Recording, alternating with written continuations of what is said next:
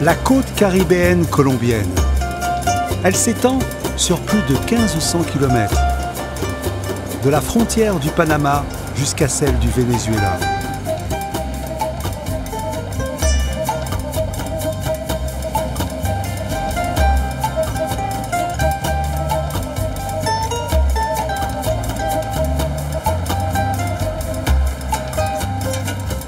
Des plages de sable blanc, une biodiversité unique, la troisième plus grande barrière de corail au monde.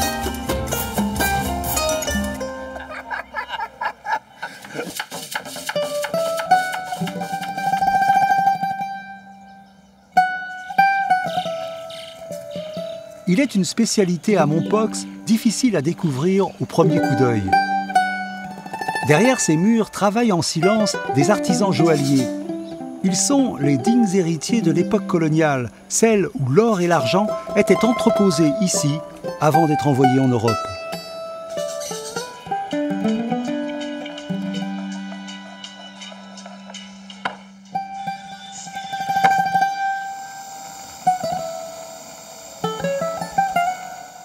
Ce savoir-faire, les habitants veillent à l'entretenir.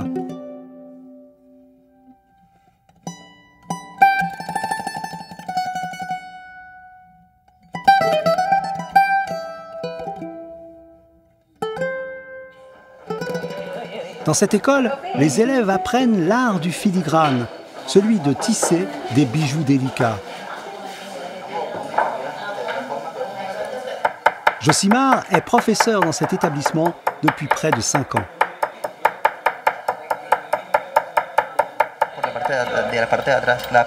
Il faut que tu mettes bien les petites parties à l'intérieur.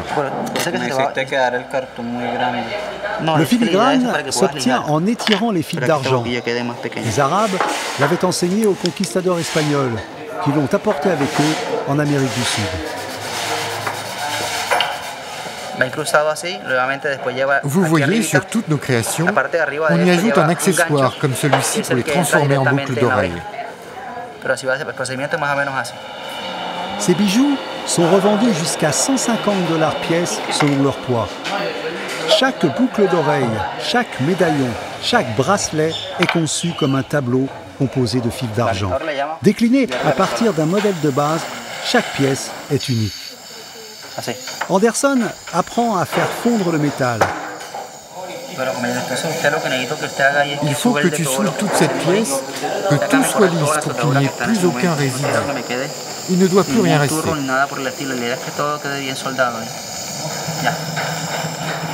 La création d'un bijou peut prendre plusieurs semaines.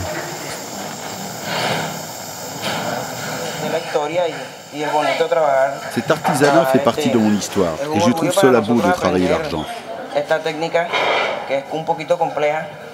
C'est une fierté d'apprendre cette technique si difficile. Ça serait vraiment une grande fierté de retrouver mes bijoux dans les boutiques de Mompox. Ici, on ne veut pas que nos traditions se perdent.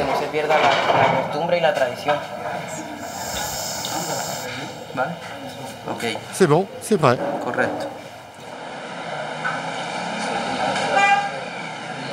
Aujourd'hui, près de 200 orfèvres travaillent encore l'argent et l'or comme le faisaient les premiers colons espagnols. Simon Villanueva a 95 ans. Il est l'un d'entre eux, le doyen, toujours en exercice. Bon les jeunes, je vous présente le plus vieux maître d'orfèvrerie de Mompox. Vous allez donc pouvoir échanger avec quelqu'un qui a de l'expérience. Vous pouvez lui poser toutes les questions que vous voulez. Vous devez être des ingénieurs du filigrane. Vous devez pratiquer tous les jours pour arriver à faire une figurine. Vous allez être des génies. Et vous devez l'être, parce que vous aimez ça. Moi, j'adore.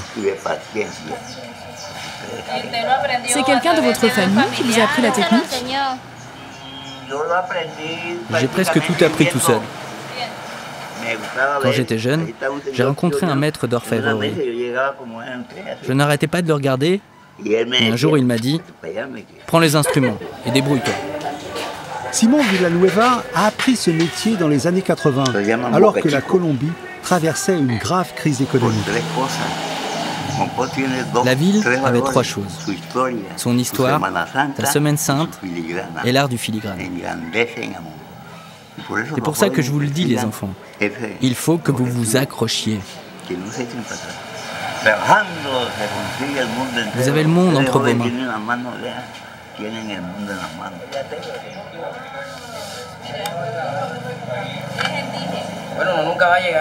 Je ne vais jamais réussir à lui ressembler, car lui, c'est vraiment un maître, ni même à faire des pièces aussi belles. Mais j'aimerais vraiment me rapprocher le plus possible de ce qu'il fait, car c'est très beau.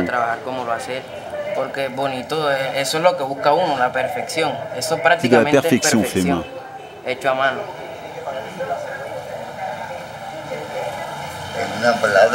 C'est toute ma vie. J'aime tellement le filigrane. Je crois que j'aime ça plus que ma propre vie.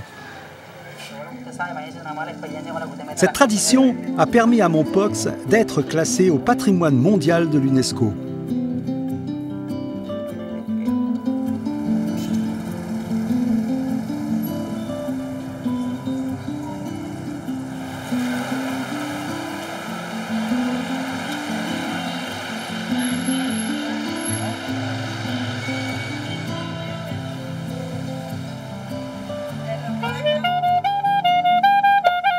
Aujourd'hui, Abel le musicien répète avec sa troupe créée il y a 10 ans.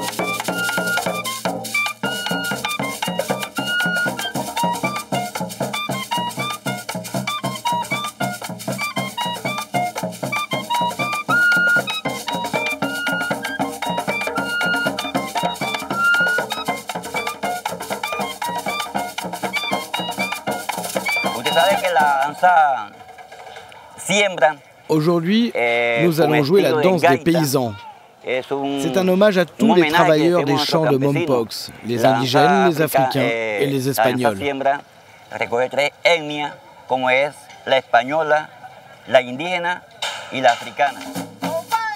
La troupe s'entraîne pour le défilé du carnaval de Mompox, qui aura lieu demain.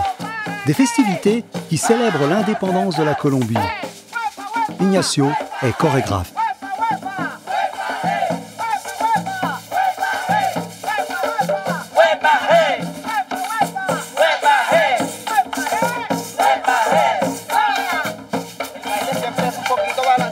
Il faut bien balancer ton corps des deux côtés. Il faut bien bouger les hanches et surtout sourire. C'est un rythme que les paysans chantaient quand ils travaillaient dans les champs. Ça leur donnait du courage.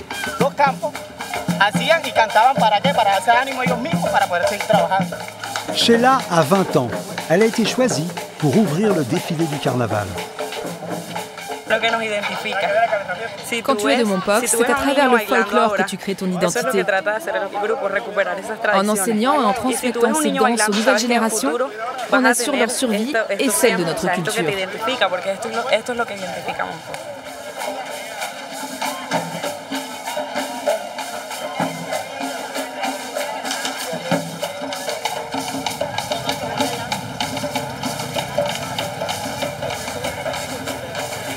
Pendant la semaine du carnaval, les maisons se transforment en ateliers de couture.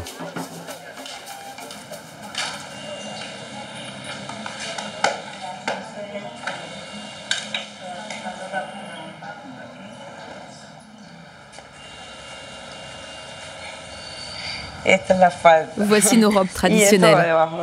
On doit y ajouter ce voile pour qu'elles aient un peu plus de poids et de volume.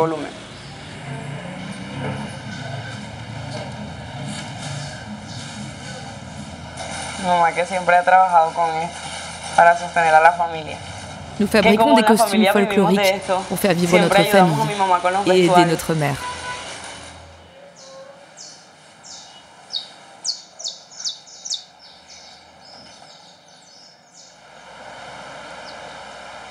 Angélica, la mère de Sheila, vit seule. Les nuits sont courtes la semaine qui précède le carnaval. Il faut que tout soit prêt en temps et en heure.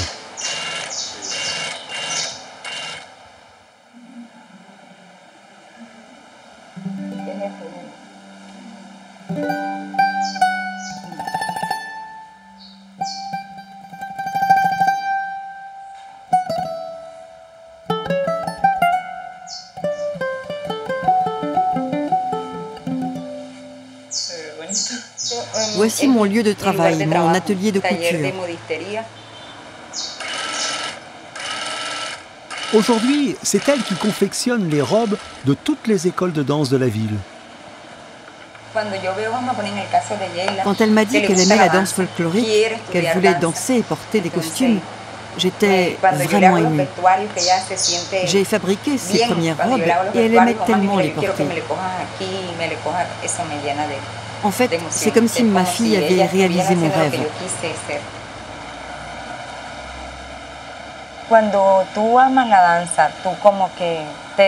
Quand tu aimes la danse, ça te transporte. Danser, ça peut te faire oublier tous tes problèmes. Ça peut te libérer. C'est quelque chose que je ne peux pas expliquer. Non, je ne peux pas l'expliquer, mais c'est vraiment très beau.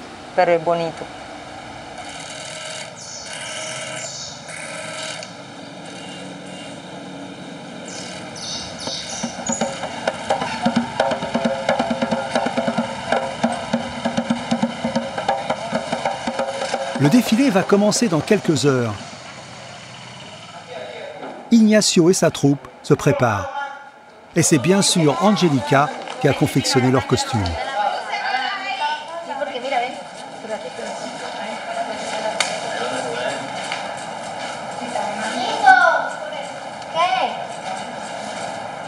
Africana, campesina africana, campesinos. Ces enfants sont déguisés en petits paysans africains. Ils sont habillés en espagnol, mais ils vont danser sur des rythmes africains. Ça, c'est une machette pour couper les mauvaises herbes. Le sac, c'est pour mettre les graines à planter.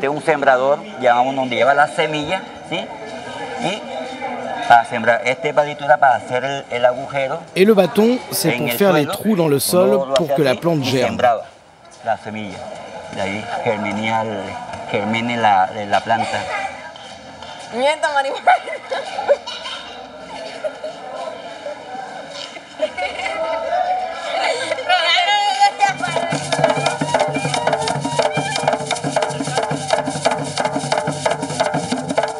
C'est le plus ancien carnaval de Colombie. Il existe depuis 3 siècles. Abel et son groupe se préparent durant toute l'année.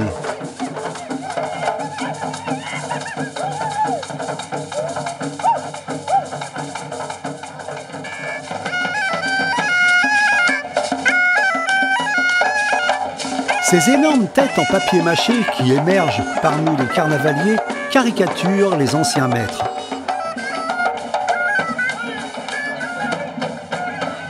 D'autres personnages défilent comme les pilanderas, les commères. Sur les champs de canne à sucre, elles étaient connues pour leur bavardage et la dénonciation des pratiques des colons. Elles font aujourd'hui partie du patrimoine historique des Caraïbes.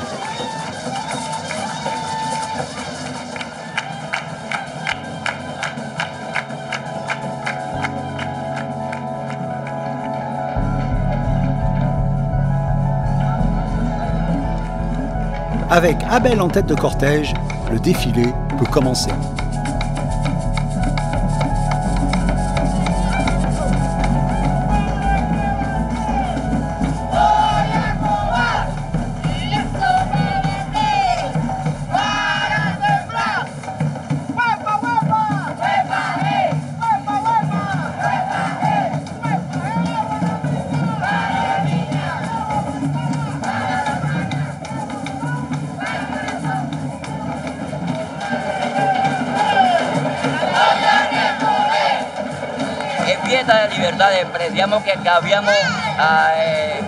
Aujourd'hui, on fête la liberté des peuples indigènes et africains.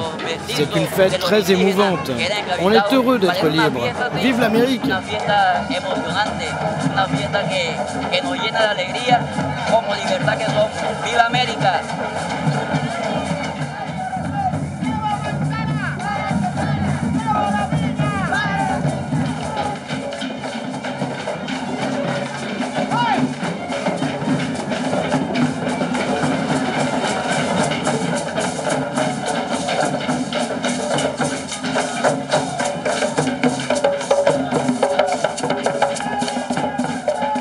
Notre voyage se poursuit jusqu'à la région de Sierra Nevada de Santa Marta, la plus haute montagne côtière du monde.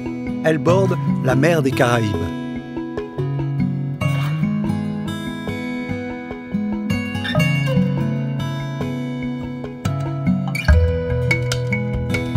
À ses pieds, le parc de Terrona s'étend sur 15 000 hectares. Cette zone a été le théâtre d'une guerre sanglante. Pendant près d'un demi-siècle, les forces révolutionnaires de Colombie, les FARC et les paramilitaires se sont entretués dans cette jungle, laissant derrière eux des milliers de victimes. La paix est revenue il y a 3 ans et les touristes aussi.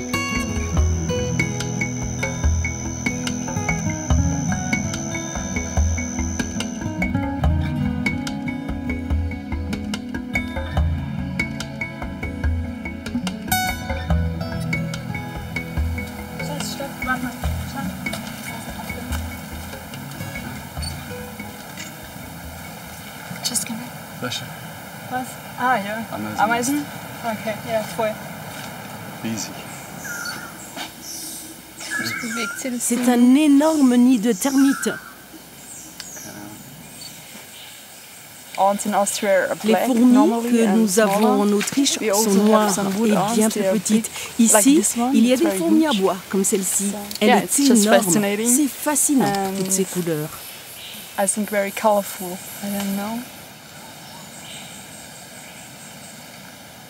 Comme de nombreux touristes, ce couple va traverser le parc seul et sans guide.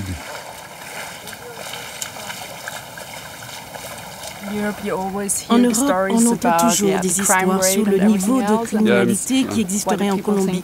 Tout le monde pense que c'est dangereux de venir ici. Oui, tout le monde connaît l'histoire des FARC. Tout a débuté dans les années 60. Ils ont commencé à fournir la drogue aux États-Unis, puis la guerre du narcotrafic a éclaté. Ça a vraiment affecté la Colombie. Les FARC se sont d'abord présentés comme les défenseurs des paysans pauvres, avant de s'associer aux narcotrafiquants dans les années 80. Retranchés dans les zones montagneuses comme la Sierra Nevada, la prise d'otages devient leur arme de guerre.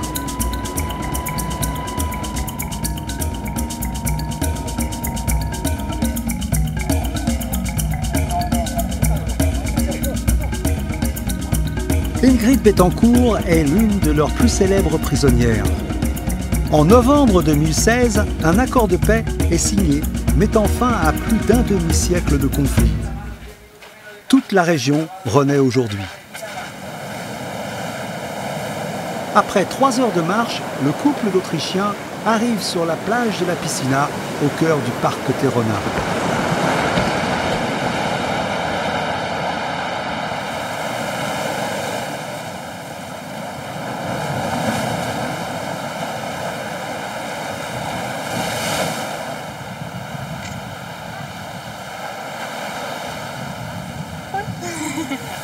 On a réussi, on l'a fait.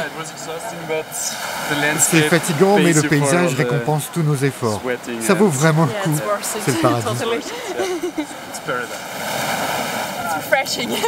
Ça fait du bien. L'eau n'est pas très froide, mais un petit peu quand même. Juste ce qu'il faut.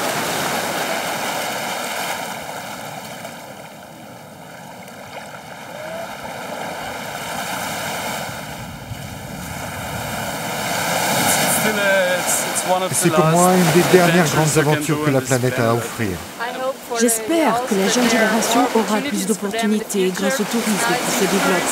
Il y a de plus en plus d'infrastructures qui sont en train de se construire. Il faut qu'ils arrivent à gérer cette transition et que le tourisme garde seulement un impact positif.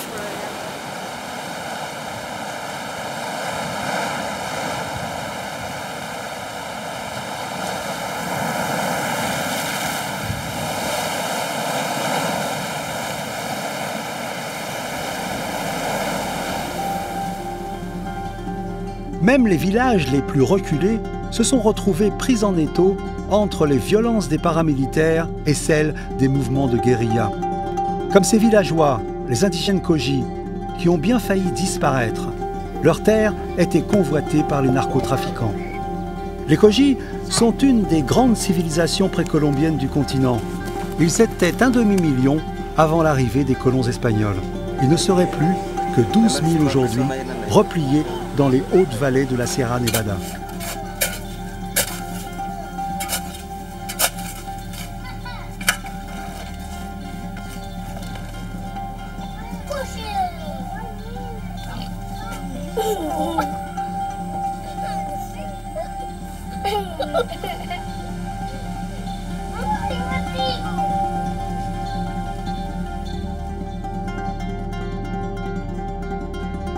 Plus bas, d'autres villages, comme celui de Minca, ont choisi quant à eux de s'ouvrir aux visiteurs étrangers.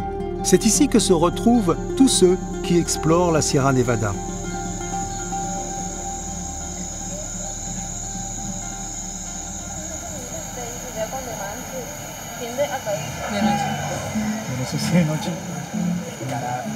Depuis l'accord de paix, les auberges poussent comme des champignons. Le tourisme se développe et les étrangers s'installent.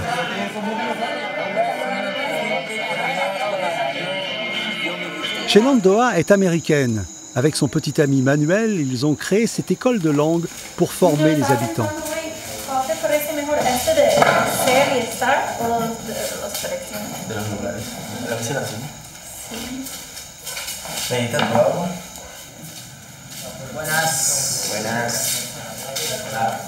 Hello. Good night. How are you?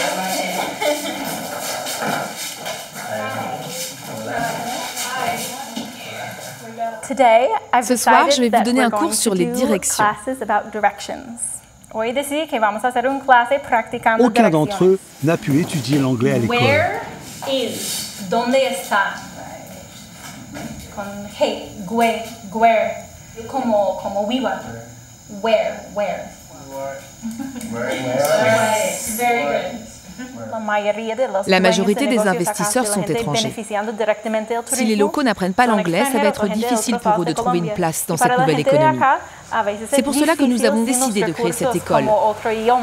S'ils veulent ouvrir un établissement touristique ou organiser des excursions, désormais, ils n'auront plus l'obstacle de la langue. Avant l'accord de paix, les habitants n'avaient aucun contact avec l'extérieur, aucune opportunité de parler l'anglais.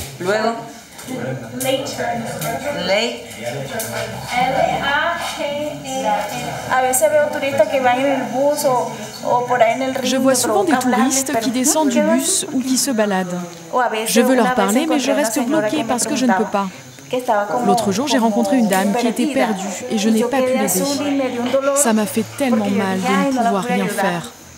C'est pour ça que je veux apprendre l'anglais. Apprendre les directions, ça va vous être super utile. Ça arrive souvent que des touristes demandent leur chemin et vous répondez sans comprendre. Je sais pas, c'est par là. No sé, por allá.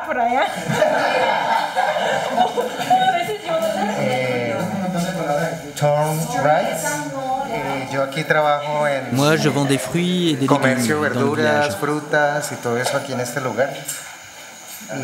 Avec mon métier, je vois beaucoup de touristes passer. Je veux apprendre l'anglais pour être capable de leur parler quand ils viennent m'acheter des fruits. Il va vous falloir de la force et de la volonté pour continuer à pratiquer chez vous. Si vous croisez des touristes, par exemple, dans la rue, n'hésitez pas à leur parler. J'espère vous revoir tous la semaine prochaine pour qu'on puisse continuer à apprendre ensemble. Merci beaucoup. Good night. Thank you, guys. C'est bon, nous sommes prêts. Bye bye, muchas Salut, merci à tous.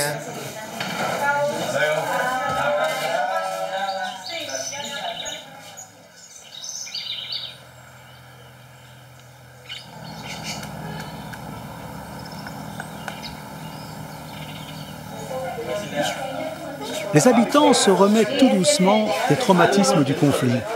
Pendant des décennies, ils ont vécu dans la peur des FARC et des paramilitaires. Leur mode de vie n'a pas changé, seule la peur a disparu. Les familles de Minca vivent et travaillent dans ces fermes agricoles. Shenandoah s'est installée chez la famille de Manuel, il y a quelques années.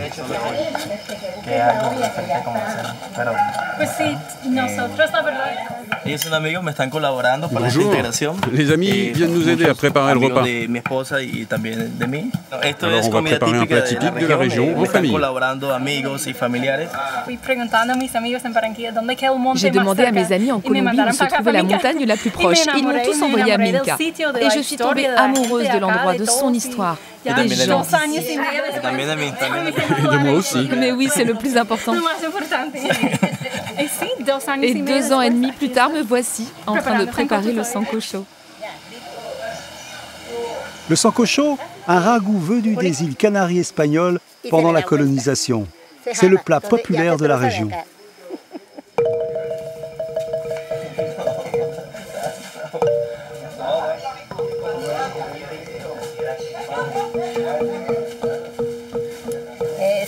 On doit préparer la viande, les côtes de porc, le poulet. Puis on cuisine le sancocho avec du manioc, du maïs, de la banane plantain et des herbes que l'on coupe en tout petits morceaux. Tout ça vient d'ici, de la Sierra Nevada. Certains souvenirs sont indélébiles pour la famille de Manuel.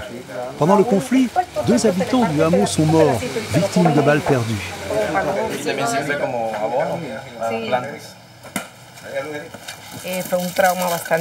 C'était vraiment traumatisant.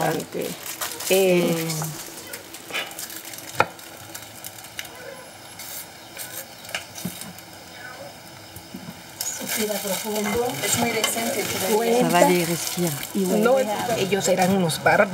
C'était de vrais barbares, des assassins. Ils tuaient comme ça gratuitement. On pensait que c'était fini, qu'on allait mourir.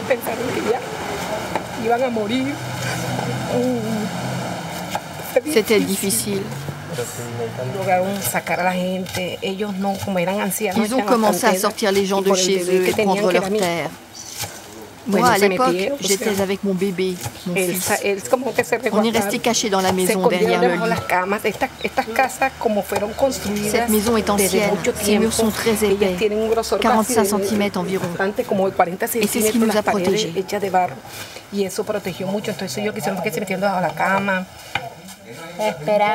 On est resté ici à attendre que les choses changent. Et c'est enfin arrivé, heureusement. Maintenant, on peut vivre en paix.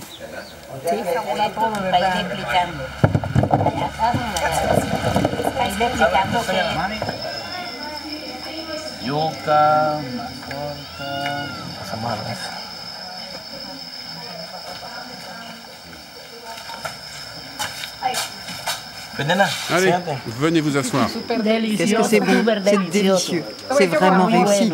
C'était fait avec amour.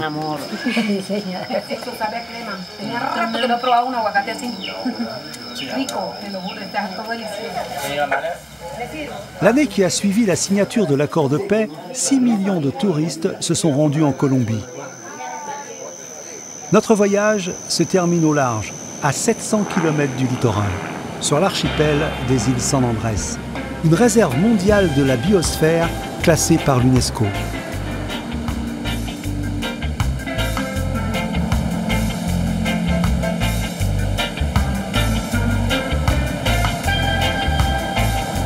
Ces 32 km de barrières de corail font d'elle une des plus longues du monde.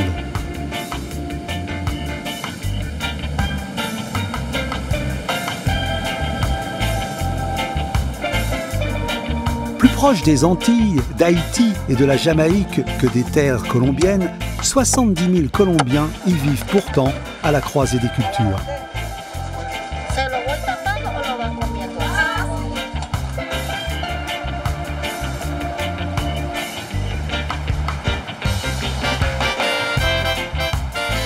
L'archipel est préservé, mais le tourisme n'en est pas exclu.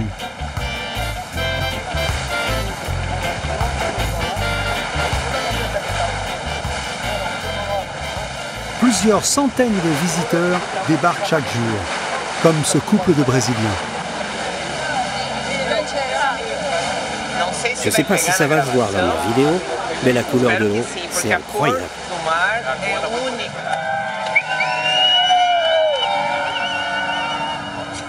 Ça, c'est la joie que vous allez ressentir maintenant. Kevin organise des tours en bateau. Pour une vingtaine d'euros, ils vont visiter 2 îlots de l'archipel. Avant de descendre du bateau, vous pouvez enlever vos chaussures, s'il vous plaît. En moins de 10 ans, le nombre de visiteurs a doublé. 1 million chaque année. Il y a des touristes du monde entier qui viennent ici. D'Europe, d'Amérique et de tous les pays d'Amérique latine. Tout ce monde que vous voyez, c'est comme ça tous les jours.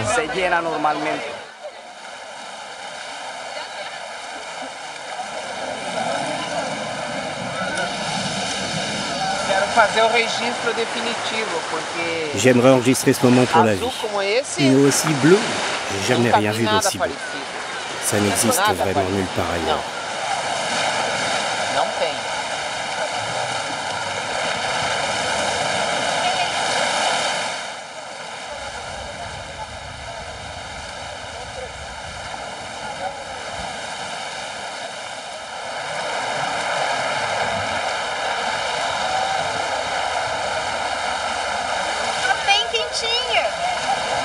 L'eau est tellement chaude.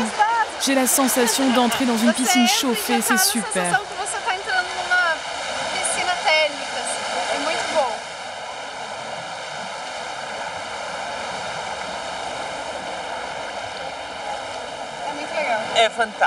C'est fantastique. Ils sont tout petits. On ne bouge pas et les poissons viennent tout près de nous. Ils n'ont même pas peur.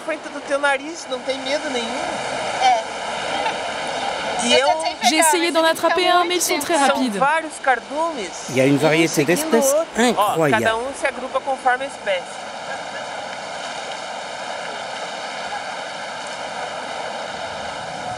Sur l'archipel, les hôtels à bas prix se sont multipliés. Les bateaux et les déchets laissés par les touristes derrière eux sont aujourd'hui une menace pour l'écosystème.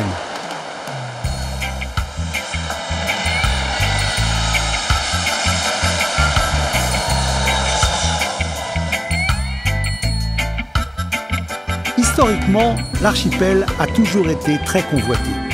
Pendant plus de 2 siècles, les Anglais, les Espagnols et même les Français en revendiquent à tour de rôle la possession, jusqu'à ce qu'il soit rattaché à la Colombie. San Andrés, l'île principale, a réussi à garder son authenticité et sa culture afro-antillaise. Ici, on parle aussi bien espagnol, anglais que créole. Job Saas est un Ilien pur souche. Ici, c'est une véritable star. Il chante dans le groupe de reggae le plus populaire de l'île. Et comme tous les habitants, il jongle lui aussi d'une langue à l'autre. Vous avez quoi comme poisson aujourd'hui? Ici, ce qui est génial, c'est qu'on peut avoir des produits frais. Que ce soit des produits qu'on cultive à la ferme ou ceux qu'on pêche en mer. C'est vraiment frais.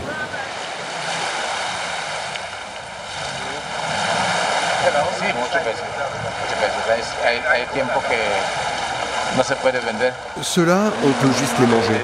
On ne peut pas les vendre car ce sont des espèces protégées.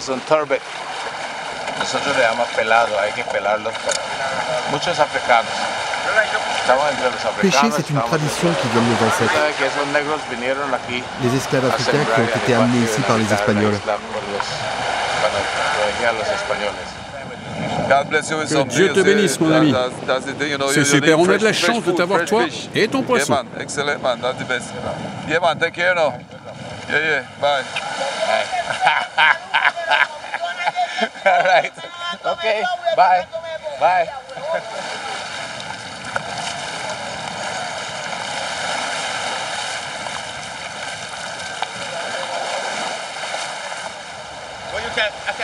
Job repartira avec plusieurs kilos de poissons frais pour seulement une vingtaine d'euros.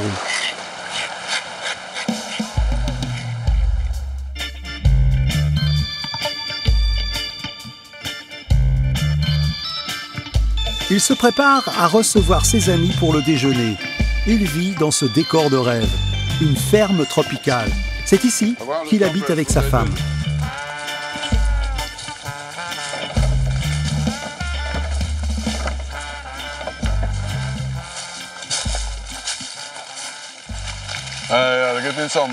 Là, je vais récupérer des boscos. C'est une sorte de banane plantain. Bosco is a family to the plantain.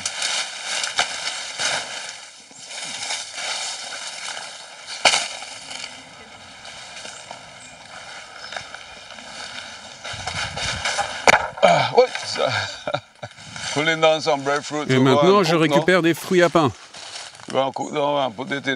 Tout ça, c'est pour cuisiner le rondon, notre plat traditionnel.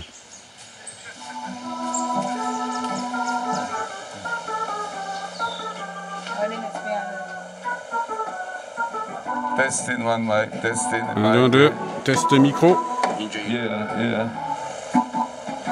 Job Saas a créé son propre groupe de reggae avec ses amis il y a déjà 20 ans.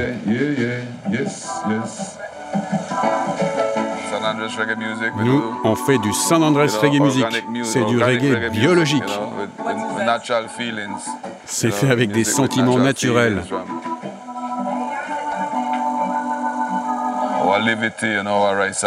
Cette musique, c'est l'illustration de notre légèreté. Il y a des bonnes vibrations aux Caraïbes, vous savez. Et c'est ce qu'on essaye d'exprimer dans notre musique.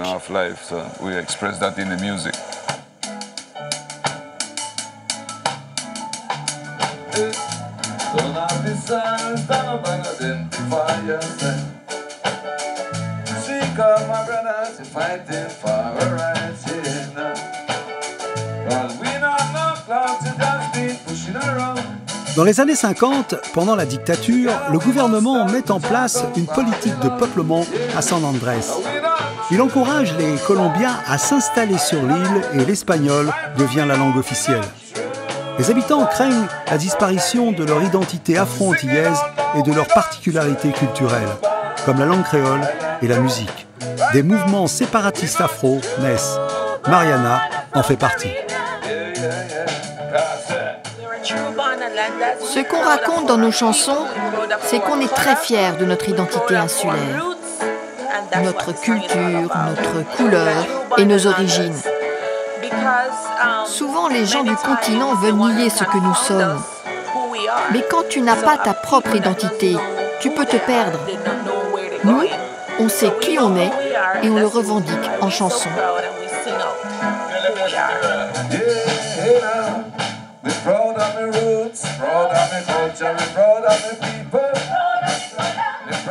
Le random qu'il prépare, c'est le plat des esclaves, transmis de génération en génération.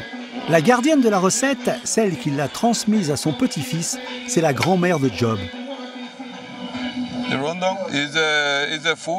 Ce plat typique se cuisine avec du poisson, des fruits de mer, avec des bananes plantains et du manioc. Et tout ça va mijoter dans du lait de coco. Et ça, c'est le rondon. C'est devenu le plat de toute une communauté, celle des Rezals, des Afro-Antillais.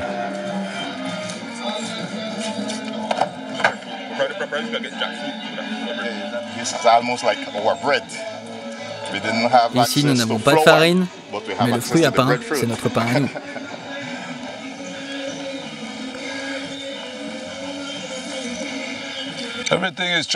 Tout est traditionnel ici. Même la façon d'allumer le feu. On n'utilise pas de kérosène, pas d'essence. Tout est naturel.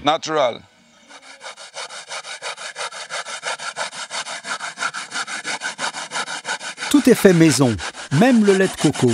La noix a été séchée puis râpée.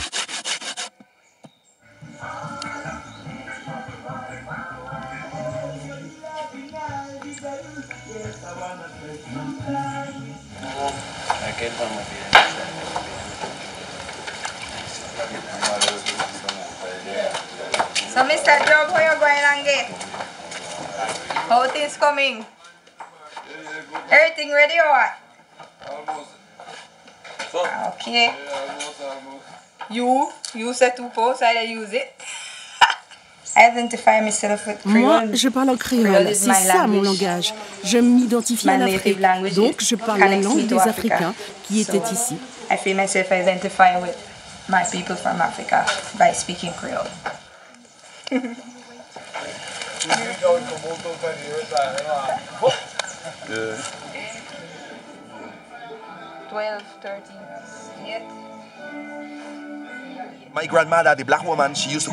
Ma grand-mère adorait cuisiner ce plat. Elle en mangeait tous les jours et elle devenait très forte. Heavy, very good, strong.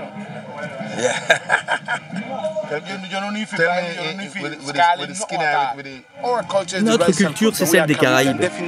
Il n'y a aucun doute là-dessus. Ce sont de multiples influences qui rendent son endroit si spécial et si belle. Nous avons des origines indigènes, mais nous sommes aussi le fruit de la colonisation anglaise, espagnole et maintenant colombienne.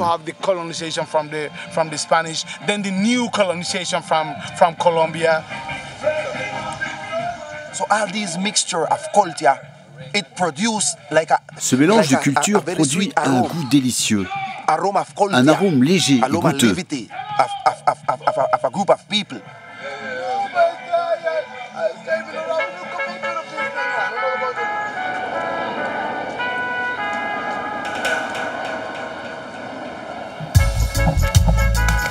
L'identité afro-caribéenne est en train de devenir une véritable marque de fabrique. Depuis 2 ans, il existe même une chaîne de télévision qui lui est spécialement dédiée. Marvin, l'ami de Job, est l'un des présentateurs vedettes.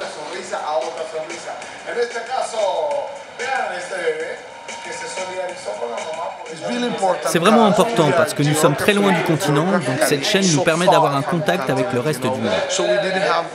Et puis le reste du monde peut rester en contact avec nous et savoir ce qu'il se passe sur l'île. Annie est originaire de Providencia, une des îles de l'archipel. Depuis 2 ans, elle présente cette émission de mode.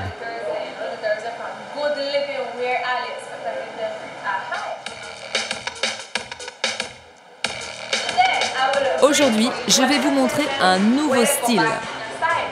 Une nouvelle façon de coiffer vos cheveux. Comment dresser vos boucles avec de la mousse. Regardons le résultat.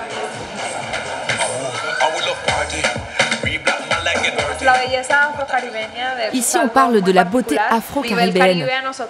C'est vraiment quelque chose de spécial. Nous réunissons les tendances des îles des Caraïbes, que ce soit celles de la Jamaïque, des Antilles ou des autres territoires. Notre manière d'être, notre joie de vivre, nos différents styles de coiffure avec des couleurs de cheveux originales, c'est vraiment propre à notre identité caribéenne. C'est ça qui nous différencie. Et c'est ça qui nous lie entre peuples des Caraïbes.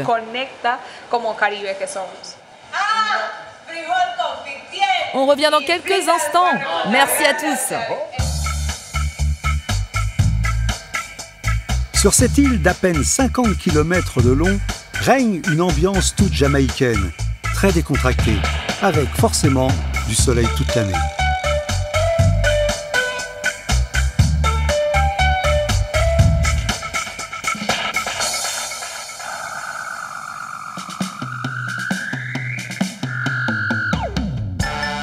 Au bord des routes, les bars à musique reggae se succèdent. Les habitants y passent après leur journée de travail.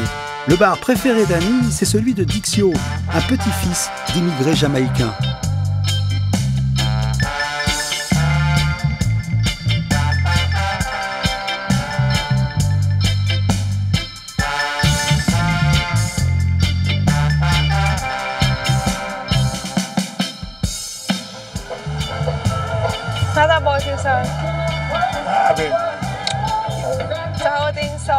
Comment ça va?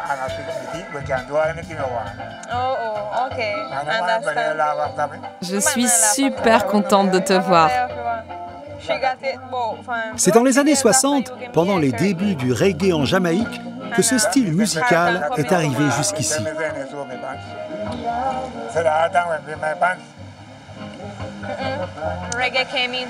Le reggae a été importé sur l'île par des pêcheurs et des marins. Ils amenaient des vinyles de Jamaïque et de différents endroits des Caraïbes. Ça a été l'un des premiers courants musicaux ici. Mais on avait aussi d'autres genres, du soukous, soca, du calypso aussi. Tu peux aller dans n'importe quelle île des Caraïbes, même sur la côte colombienne, tu trouveras toujours un bar de reggae. C'est le symbole de notre vie.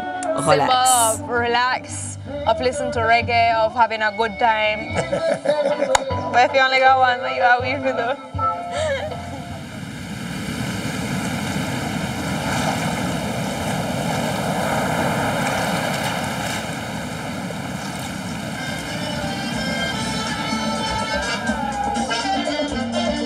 Dans quelques heures, Job et son groupe vont jouer au Green Moon Festival. Toute la ville est là. Et même les habitants des îles voisines ont fait le déplacement.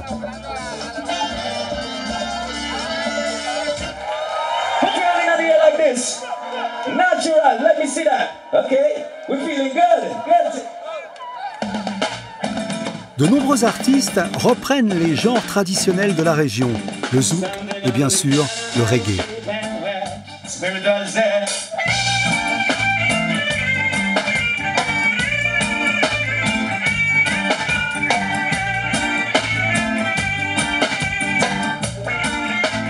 Annie, la présentatrice, est là aussi. Toute la soirée sera retransmise en direct sur la télévision locale. Cet événement, c'est comme une plateforme pour connecter toutes les populations afro-caribéennes. On a des groupes qui viennent de toutes les Caraïbes, de Jamaïque, Trinidad et Tobago, du Royaume-Uni aussi car il y a une grande communauté afro dans ces pays.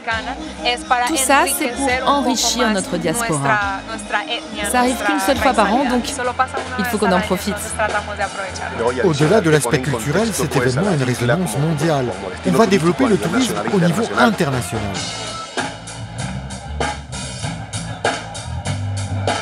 Au tour de Job de monter sur scène.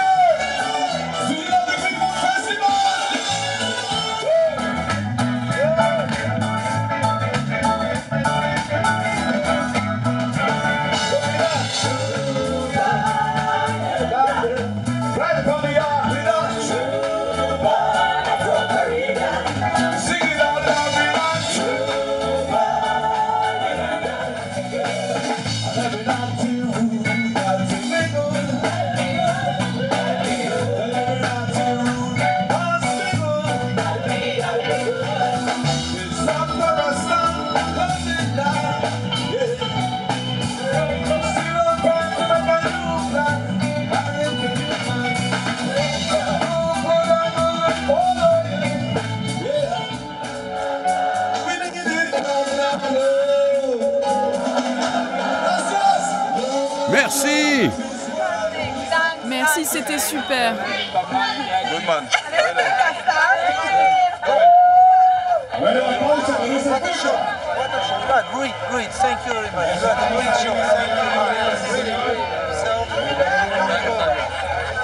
Job, ça t'a plu le spectacle? Oui, et toi, tu es contente? Je suis très contente. Moi, tant que le public est heureux, je suis heureux aussi. Ce soir, on a lutté pour la culture du peuple afro des Caraïbes. On leur a montré que ce sont des rois et qu'il y a des talents uniques ici. C'était vraiment amusant. Quand je vous regardais danser, je me disais qu'est-ce qu'elles ont d'énergie. Et moi, quand j'étais perdue, je regardais simplement les pas d'Erika. Je suis juste très inspirée. Je suis le rythme. À partir de maintenant, on va pouvoir se connecter entre peuples des Caraïbes. On va se réunir et on va grandir tous ensemble.